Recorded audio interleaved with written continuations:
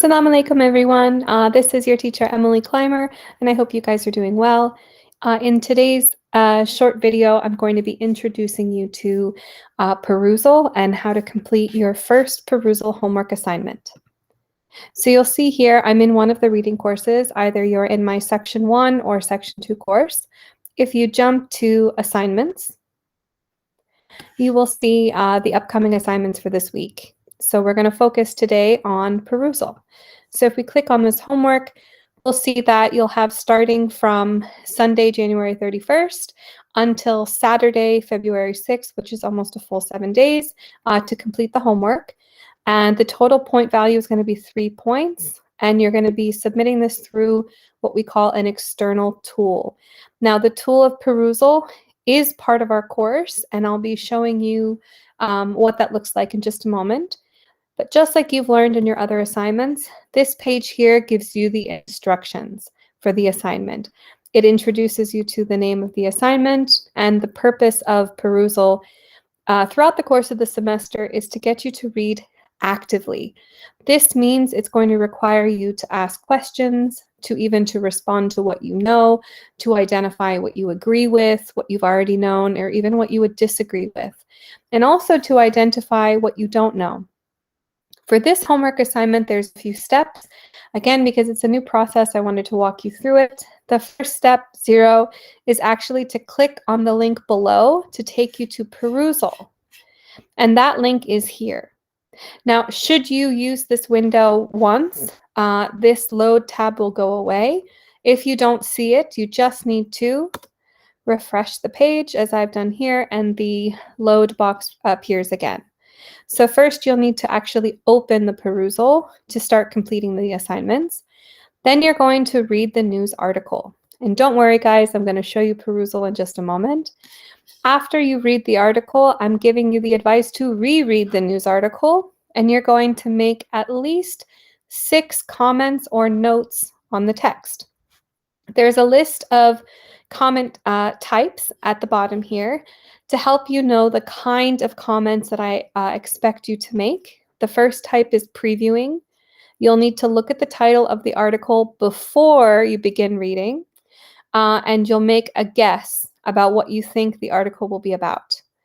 Another type of comment you can make is if you find something interesting, you can highlight in the highlight what you found interesting, and again, explain why you thought it was interesting and even relevant to your life. The next type of comment you can make is called connecting the dots. This might be highlighting a piece of information that you already knew before you started reading. So then you can explain in a comment when or how you learned this information before you read the text. The next type of comment is called "What's this?" This is where you're going to highlight a new vocabulary word that either you have not seen before or a vocabulary word that you have never used in writing or speaking. My suggestion is, in addition to just highlighting that new vocabulary word, look up the meaning, and you can use this Learner's Dictionary website, which is linked here. And my opinion, you should include the part of speech, the definition, and an original sentence of yours in the comment. Why? Again, we're trying to become more active readers and actively build our academic vocabulary. So if you put in just this little work in reading every week in our class, you're going to start remembering these vocabulary words that were new and stood out to you. The next type of comment that you could make is what I'd like to call, "I'm not too sure about this." Maybe it's a sentence or it's part of a sentence that is unclear to you. Maybe you're not sure about the meaning of the words. Maybe the meaning of the sentence or even the information that is explained isn't clear to you. So you can highlight it and explain, "I'm not too sure about this." The next type of question part and comment you can make is questions. So in this part, you could highlight a part of the article that you have more questions about. Maybe this information that you want to learn about in the future, or maybe it's information that you honestly question and you don't really think it's accurate or valid. And the last type of comment that you could make on this reading would be related to what I call "that's the gist."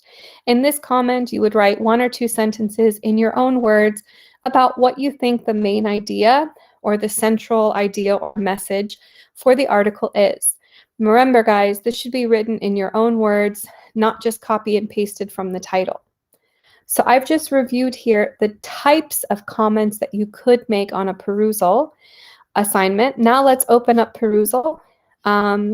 See how I have been explaining for many minutes and you see the session for the tool has expired. This is what I meant. So you can simply refresh the page and then you see that you can load the homework again. So I've already loaded it. If you click here, I'm going to jump to a new tab. So you should see on your screen what Perusall looks like. The first time you sign into Perusall in our class, there will be a little welcome screen and you want to get to, which will look like this, by the way. You want to go to assignments. Once you go to assignments, you're going to see you have currently one assignment that is due February 6th at 11:59 p.m. Here's the name of the title. Here are the directions for the title. Again, same as I just read. And you can open the reading. Once you do that, you'll see the directions will still appear on the right side. You can X them out if it annoys you, or in my opinion, keep them open. So again, you can be reminded of these different types of comments that I suggest you make. In order to make a comment, it's very intuitive. You would be clicking either on a word like lifestyle, or you can be clicking on an entire sentence. Once you do that, you'll notice on the right side that a comment box appears if you highlight a sentence or even if you highlight a word. So this is what I meant when you begin to write comments on a reading. Now, the first time you do this, again, it can feel a little bit strange. That's why I do suggest that you read the article first in a natural state and then go back and start to comment. The purpose of commenting, or what we call annotating a text as you read it, is again to be active as you read something. As we learned or discussed in our last class about reading on a screen, especially with all of the online reading that you'll be doing this semester, it can get boring and it can also cause problems with focusing. So when we use a tool like this, where we highlight things that we're interested in, or we highlight details we find are important, or we specifically spend time identifying new vocabulary words and looking up the meaning, this is going to be a more interactive way, a way to kind of show your reading in the course. Now I am going to show you, inshallah, my other courses that I taught, so you can kind of understand what you're going to see in just a moment. So this was a course that I had used this with just a little bit last semester. You'll see here we did, I think I had 15 students in the class, but many of them had multiple comments. If I click on the text, you'll see that we have, that I can see as a teacher who highlights specific sentences. And then I'm able to click on comments and see who had written each comment. This is really useful for me, again, to understand, are you actively reading, how you are, let's say, how you are interacting with the text. And I also want to show you here the information that I get. So at the moment, you can see that that first assignment, instead of having 34 unread conversations, we totally had 80 comments out of 15 students. There were 5 questions, 4 of which were questions that no one answered. If your classmates do ask a question, you can feel free to answer it for them. And you'll see here that the average time that a student spent on this document was 1 hour and 20 minutes. This just means simply that the application was on at the specific time for 1 hour and 20 minutes, not that they were on this actively reading. You'll also see that I'll get information on the most active students. The directions say at least a minimum of 6, but some students, as you can see, go over and do make more than the allotted comments. So I hope this gives you an understanding of, again, what we are expecting in this first Perusall assignment. My advice to you is to enjoy it, take your time with it, and again, if you have any questions, do let me know. Thank you, and I hope you guys are doing well. Take care. Allah Hafiz.